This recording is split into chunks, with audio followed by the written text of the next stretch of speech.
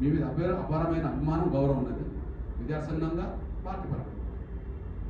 విద్యార్థి సంఘంగా మీరు పిలిస్తే ఇంకా ఎక్కువ మంది రావడానికి, అన్ని సంఘాలు రావడానికి, ప్రధాన నాయకత్వం రావడానికి అవకాశం ఉన్నది. మీ నాయకత్వంలో మీరు ముందడుగు వేయండి. ఖచ్చితంగా ఎంఆర్పిఎస్ ఎంఎస్ చొరవ తీసుకుంటే, ప్రధాన చొరవ తీసుకుంటే ఎంత క్రియాశీలకమైన పాత్ర పోషిస్తామో మీరు చొరవ తీసుకున్నా అంతే చురుకైన పాత్ర పోషిస్తాం. ఇందులో ఏమాత్రం తేడా రాదు. ఎంత కాదనుకున్నా అన్ని వర్గాల ప్రజలు సమీకరించే శక్తి వామపక్ష విద్యార్థి సంఘాలు ఉన్నది. విద్యార్థి సంఘం ఎంత కాదనుకున్నా ఎంఎస్ఎఫ్ అంటే పేరు మాదిగ విద్యార్థి సంఘంగానే ఉంటుంటుంది. నా తమ్ముడు వస్తే మాల విద్యార్థి సంఘంగా ఉంటుంది. అది వేరే విషయం. అంటే అన్ని వర్గాలను కూడగట్టడానికి ఎవరికైతే అవకాశం ఎక్కువ ఉన్నదో వాళ్ళ నాయకత్వంలో పనిచేస్తే సలహాలు ఇద్దాం, భాగస్వామ్యం అవుతాం, ముందుకు నడిపించడానికి ఏం చేయాలో అదంతా చేద్దాం. దయచేసి ఆ ఒక్క విషయం నువ్వు వారానికో 10 రోజులకో ఎప్పుడు పెడతావో మీ నాయకత్వంలో అధ్యక్షుడితో మాట్లాడి, అన్న సాంబశివరంతో మాట్లాడి దాన్ని పనిచేయండి. రెండోది తమ్ముడికి అవకాశం, మీకు అవకాశం. ఎంత కాదనుకున్నా ప్రభుత్వ హామీలను, వైఫల్యాలను ఎండగట్టాల్సిన బాధ్యత ప్రతిపక్షాలు. ప్రభుత్వ హామీలను గుర్తు చేయాల్సిన బాధ్యత, వాళ్ళ వైఫల్యాలను ఎండగట్టాల్సిన బాధ్యత మీకు ఎక్కువ ఉంటాయి. నేను అంటున్నా, గతంలో కొన్ని అంశాల మీద వచ్చినప్పుడు నేను కొన్ని కేసీఆర్ని కానీ లేదా ప్రభుత్వంతో పోరాటం చేశాను. అది వేరే విషయం. ఎగ్జాంపుల్ తమ్ముడికి ఒకటి చూపించాను.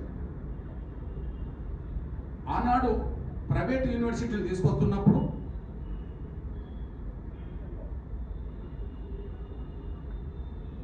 ప్రైవేట్ యూనివర్సిటీలు కేసీఆర్ గారు తీసుకొస్తున్నప్పుడు శాసనసభలో చట్టం తీసుకొచ్చారు. ఏం చట్టం?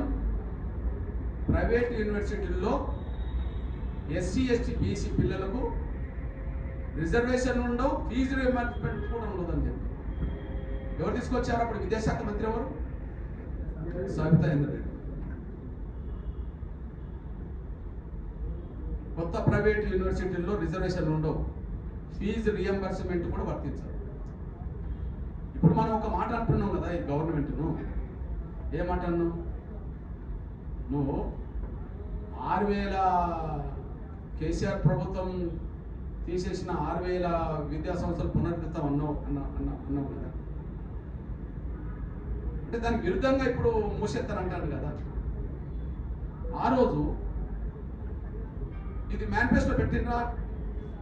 మేము మాకు అధికారంలోకి వస్తే ఖచ్చితంగా తెలంగాణ ప్రభుత్వం ప్రైవేట్ యూనివర్సిటీలు తీసుకొస్తాం, అందులో రిజర్వేషన్ వర్తించాం, అందులో ఫీజు రియంబర్స్మెంట్ కూడా వర్తించదు అని చెప్పి చట్టం ఏమైనా తీసుకొస్తానని ఎన్నికల మేనిఫెస్టో పెట్టారా? ఎన్నికల మేనిఫెస్టో లేనిది తీసుకొచ్చినట్టే కదా. ఇప్పుడు ఈయనేమన్నా మళ్ళీ 20,000 స్కూళ్ళను మూసేస్తామని చెప్పి ఈయనేమన్నా ఎన్నికల మేనిఫెస్టో పెట్టాడా రేవంత్ రెడ్డి గారు? అని దానికి విరుద్ధంగా తీసుకొస్తున్నాడు కదా.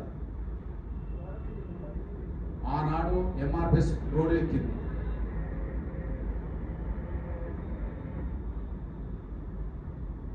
ఆనాడు ఎంఆర్పిఎస్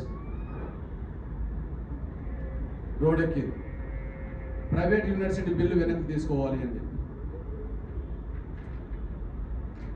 చూడండి, ఫీజు రియంబర్స్మెంట్ లేని ప్రైవేట్ యూనివర్సిటీ ఎవరి కోసమో అని చెప్పి. ఆ యూనివర్సిటీలో ఎవరైనా ఎస్సీలు ఉన్నారా? ఎస్సీలకు వచ్చిందా? అదేమైనా ఎస్టీలకు వచ్చిందా? అదేమైనా బీసీలకు వచ్చిందా? అదేమైనా మైనారిటీలకు వచ్చిందా? అందరూ ఉన్నత వర్గాలకు సంబంధించిన వాళ్ళకి వచ్చింది.